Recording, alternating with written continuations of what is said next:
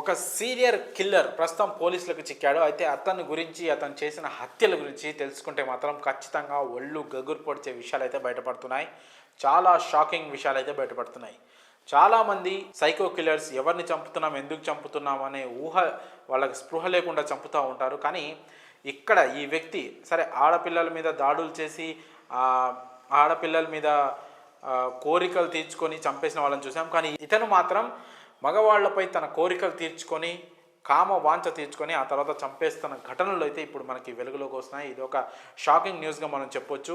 ఎవరైతే ఈ serial killer ఉన్నారో ఇతనికి మగాళ్ళంటే పిచ్చి. ఇతను ఒక హోమోసెక్సువల్, అంటే మగవారితో శారీరక సంబంధాలు పెట్టుకోవాలి, మగవారితో శారీరకంగా కలవాలి అనే కోరికలు ఉండడము హోమోసెక్సువల్గా మనం చెప్పుకోవచ్చు. అయితే ఈ వ్యక్తి ఏం చేశాడంటే మగవారితో శారీరక సంబంధం పెట్టుకొని ఆ తర్వాత వాళ్ళతో గొడవపడి వాళ్ళని చంపేశాడు. అలా దాదాపు 11 మందిని చంపాడు. కేవలం 18 నెలల కాలంలోనే 11 మంది మగవాళ్ళని అయితే ఇతను చంపేశాడు. ప్రస్తుతం ఈ ఘటనకు సంబంధించి దేశవ్యాప్తంగా సంచలనంగా మారింది. దీనికి సంబంధించి పూర్తి వివరాలు అయితే ఇలా ఉన్నాయి.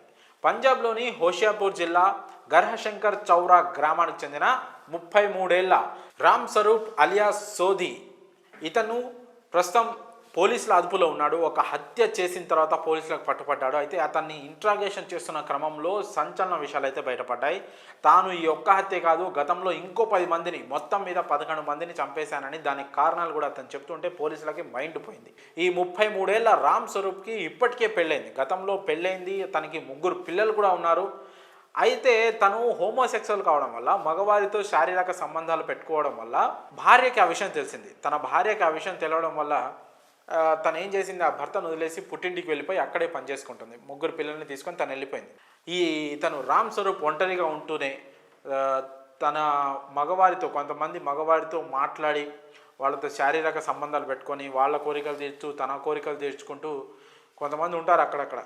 సో ఇలా కామవాంఛలు తీర్చుకోవడం, ఆ తర్వాత డబ్బులు వాళ్ళ దగ్గర తీసుకోవడం, అంటే డబ్బులు ఇస్తే తను ఏం చేయాలో అది చేస్తాడు. సో అలా డబ్బులు ఇచ్చి తీసుకోవడం, అలా అయిన తర్వాత కొంతమంది తనకి డబ్బులు ఇవ్వకపోవడం, లేకపోతే తనని ఏమైనా అనడంతో తనకు కోపం వచ్చేసేది. రామ్ స్వరూప్ ఒక్కసారి కోపం వచ్చేసి వాళ్ళని తన దగ్గర ఉన్న కొన్ని ఆయుధాలతో వాళ్ళని చంపేసేవాడు. లేదంటే అక్కడ దగ్గరలో ఏదైనా బండరాయి, ఇటుక ఏదైనా పెద్దది ఉంటే వాళ్ళ తలపై మోపి చంపేసేవాడు. ఇలాంటి ఘటనలు 1 కాదు 2 కాదు, ఏకంగా 11 చేశాడు. ఆ 11 మందితో కూడా తను ముందుగా శారీరకంగా కలిసిన తర్వాత ఈ హత్యలు చేశాడు. తను వాళ్ళతో గొడవ పెట్టుకోవడమో, లేకపోతే తను అడిగినంత డబ్బులు వాళ్ళు ఇవ్వకపోవడంతో వాళ్ళని చంపేసినట్లు తనే పోలీసుల విచారణలు అయితే ఒప్పుకోవడం జరిగింది. మరి ఈ 11 హత్యలు ఎక్కడెక్కడ చేశాడో తనకు కూడా గుర్తులేదు. అందులో కొన్ని చెప్పాడు, ఒక 5 హత్యల గురించి చెప్పాడు. ఎవరెవరిని చంపాను, ఎక్కడెక్కడ చంపాను, ఎక్కడెక్కడ ఆ శవాల్ని పడేశానని పోలీస్ ఇంట్రాగేషన్లో చెప్పడం. పోలీసులు ఆ మృతుల వివరాలను కనుక్కొని ఆ మృతదేహాలను కనుక్కునే పనిలో పడ్డారు. ఇప్పటికే దాదాపు ఒక 3 నుంచి 5 మృతదేహాలను పోలీసులు వెతికి పట్టుకొని ఆయా కుటుంబ సభ్యులకు అప్పగించడం జరిగింది. ఇంకా 6 అసలు మిగతా 6 హత్యలు ఎవరిని చేశాడు, ఎక్కడ పడేశాడు అనే విషయాలు పోలీసులకు కూడా అంతుపట్టని పరిస్థితి అయితే నెలకొంది.